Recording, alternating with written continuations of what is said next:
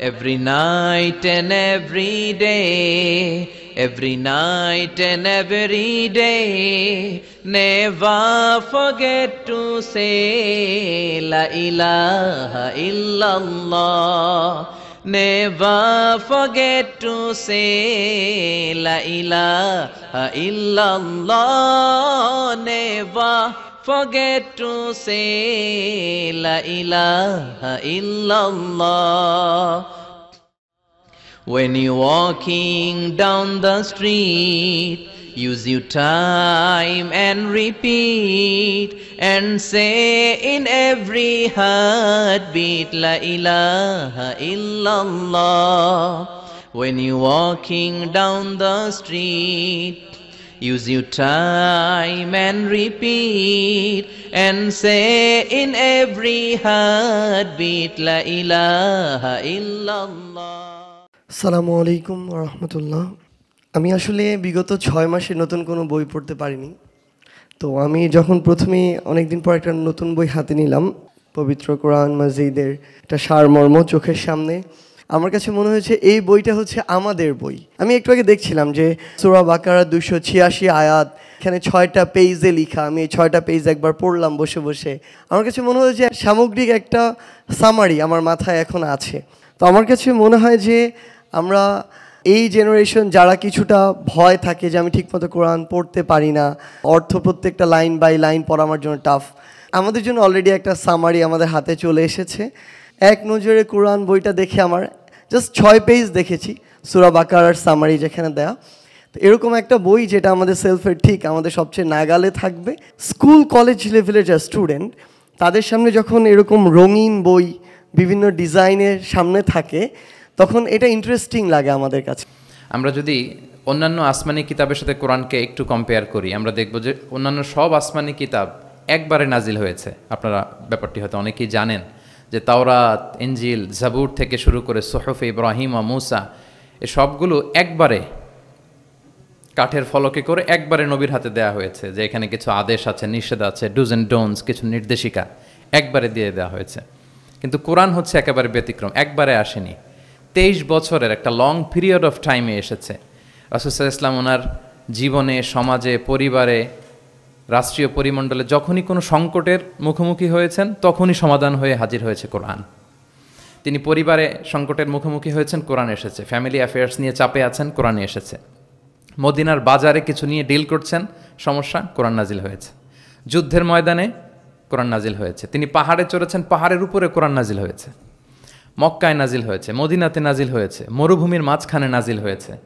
মানে যেখানে সমস্যা সেখানে কোরআন, প্রবলেম সলভিং মেথোডোলজি নিয়ে। এজন্য 23 বছরের লম্বা সময়টা লেগেছে। এজন্য এটা খুবই লাইফ ওরিয়েন্টেড, জীবন ঘনিষ্ঠ, ইন্টারেক্টিভ একটা কিতাব। মানুষের সাথে খুবই ইন্টারেক্ট করে কোরআন। যেখানে আমাদের সমস্যা ওখানে কোরআন এসেছে। এবং এটাকে আল্লাহ তাআলা ক্রাইটেরিয়ান বলেছেন এই কোরআনকে, আল ফুরকান, অর্থাৎ the criterion two differentiate between right and রং, সত্য মিথ্যার মধ্যে পার্থক্য করে দেয়। ইউফাররিকু বাইনাল হাক্কি ওয়াল বাতিল।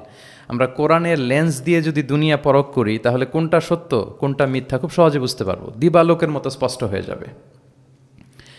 সো এই জন্য কোরআন স্টাডি করা, কোরআন পড়া, কোরআনের সাথে আমাদের সম্পর্ককে মজবুত করা, এই দিকে যেন আমরা একটু যত্নবান হই, এই ছোট্ট একটি রিমাইন্ডার দিয়ে আমি আমার মূল কথা শুরু করছি। প্রিয় সুধী, এক নজরে কোরআন নামে যেই নতুন গ্রন্থটি প্রকাশিত হলো, আপনাদের সামনে, সবার সামনে শোভা পাচ্ছে।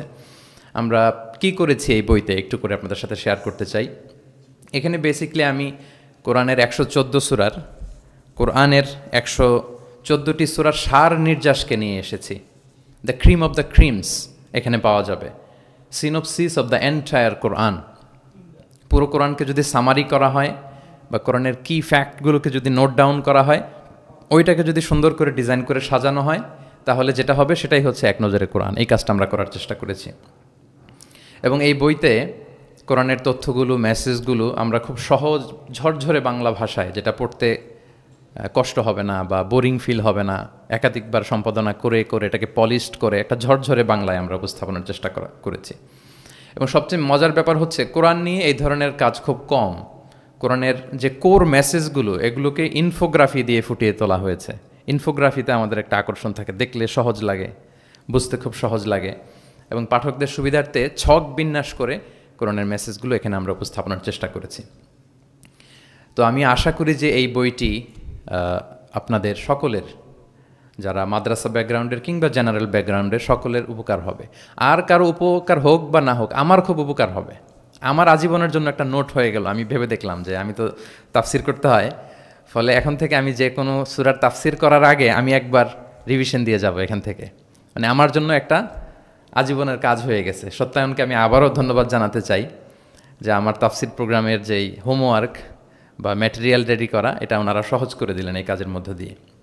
তো আমি বোধ করি এবং বিশ্বাস করি আমার যেহেতু উপকার হবে, আমাদের বক্তা ভাই যারা দাঈ ইলাল্লাহ, খতিব, ইমাম, আলিয়া মাদ্রাসা কিংবা কামি মাদ্রাসার শিক্ষক, ছাত্রবৃন্দ, সবার এই বইটা বেশ উপকারে আসবে বলে আমি বিশ্বাস করি এবং আল্লাহর কাছে কামনা করি।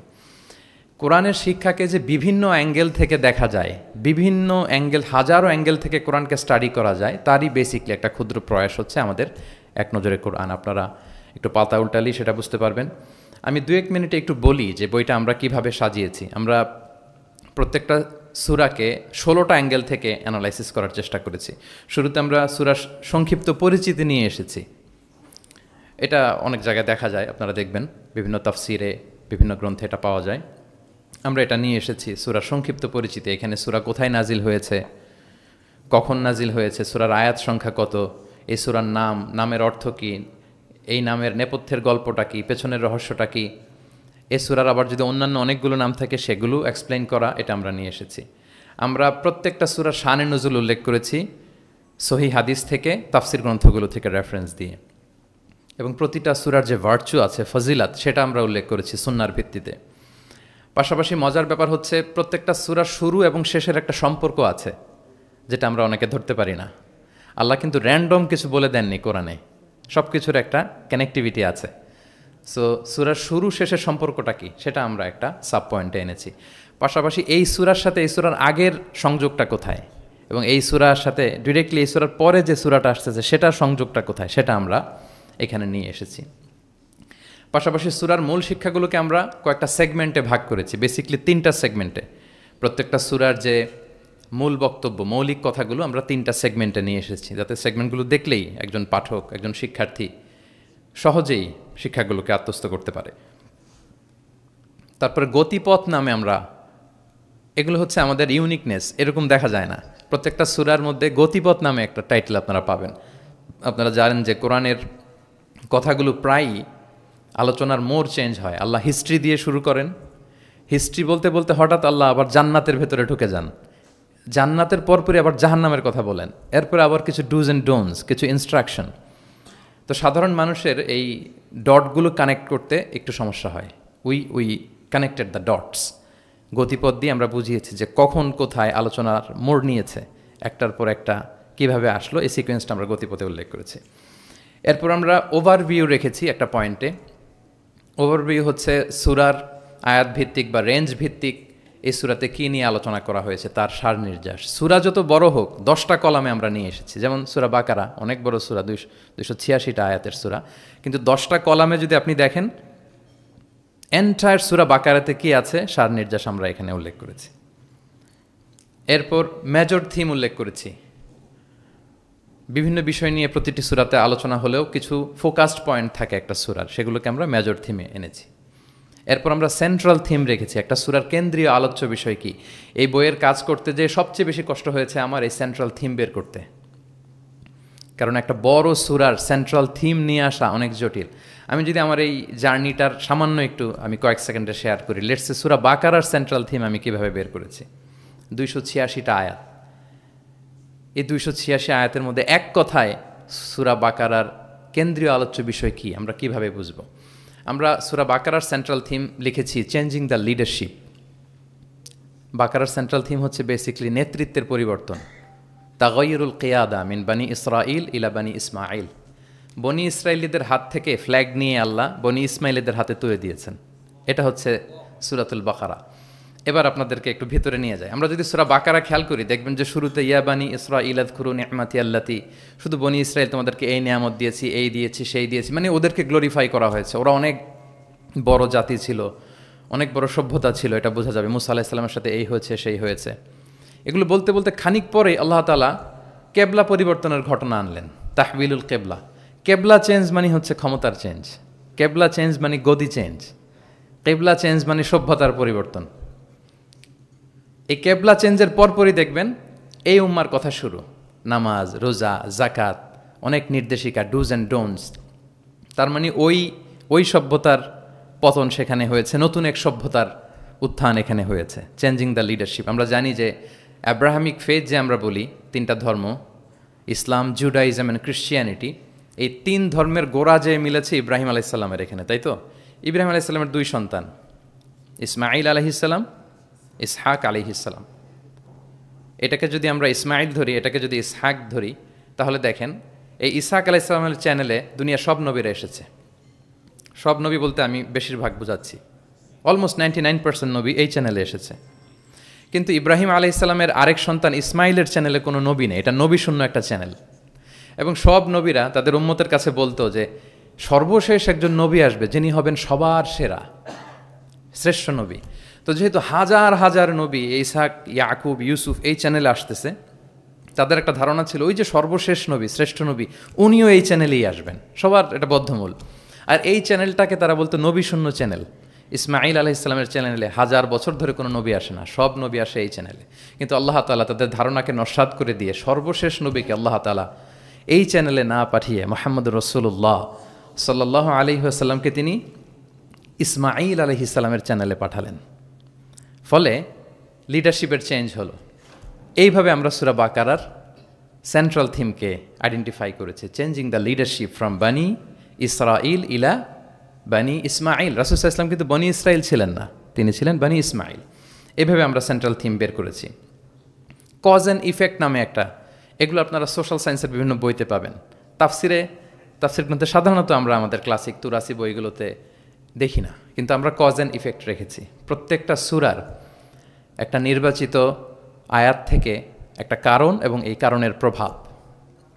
ওয়ালাউ আন্না আহলাল কুরা আমানু ওয়াত্তাকাউ লাফাতাহনা আলাইহিম বারাকাতিম মিনাস সামা। জনপদের অধিবাসীরা যদি ঈমান আনে এবং তাকে অবলম্বন করে তাহলে কি পাবে? বারাকাতিম। এটা হচ্ছে কজ, এটা হচ্ছে ইফেক্ট। লা ইন শাকারতুম লা আযীদান্না, এটা কজ, এটা ইফেক্ট। এইভাবে আমরা শুধু কজ অ্যান্ড ইফেক্ট দিয়ে 600 পৃষ্ঠার বই করা সম্ভব। তো আমরা প্রত্যেকটা সূরা থেকে একটা কজ অ্যান্ড ইফেক্ট এখানে উল্লেখ করেছি, জাস্ট একটা বিগিনিং হিসেবে। ইন ফিউচারে যদি আল্লাহ তাআলা আমাদেরকে তৌফিক দান করেন আমরা হয়তো কাজ করব। তারপর আমরা রিফ্লেকশন নামে, রিফ্লেকশন যেটাকে আমরা তাদাব্বুর বলি, তাদাব্বুরে কোরআন নামে একটা পয়েন্ট রেখেছি। ম্যাক্সিমাম 1টা থেকে 2টা তাদাব্বুর শেয়ার করেছি। এখানে আমাদের চিন্তার খোরাক আছে যে এই আয়াতের পেছনের গল্পটা কি, এখান থেকে আমাদের শিক্ষাটাকে আমরা সেখানে তুলে ধরবার চেষ্টা করেছি। কেস স্টাডি একটা পয়েন্ট রেখেছি, যেটা সাধারণত তাফসির গ্রন্থে আমরা দেখি না। কেস স্টাডি এটাও সোশ্যাল সায়েন্সের একটা টার্মিনোলজি। কেস স্টাডি হচ্ছে অতীতের কোনো ঘটনা প্রবাহকে কেন্দ্র করে ওটার উপর বেস করে বর্তমান এবং ভবিষ্যতের সিদ্ধান্ত নির্ধারণ করা, এটাই আমরা করেছি। অর্থাৎ কোরআনের লেন্স দিয়ে আমরা বর্তমানকে পরখ করবার চেষ্টা করেছি এই কেস স্টাডি পয়েন্টে। সবশেষে কিছু শব্দ জানতেই হয়, এরকম একটি পয়েন্ট রেখেছি যে কিছু শব্দ আছে এগুলোর অর্থ আমাদের জানতেই হয়, একেবারে রুট লেভেলে। বাদাবিরা, মরুর বেদুইনরা এই শব্দ দিয়ে কী মিন করে, প্রফেটের টাইম এটা দিয়ে কী মিনিং হতো, আধুনিক আরবিতে এটা দিয়ে কী মিনিং করে, শুধু এইটার উপর 1000 পৃষ্ঠার বই করা সম্ভব। তো ফলে আমরা মাঝে মাঝে কিছু সূরায় কিছু শব্দ জানতেই হয় এই শিরোনামে কিছু কিছু কথা আলোকপাত করেছি।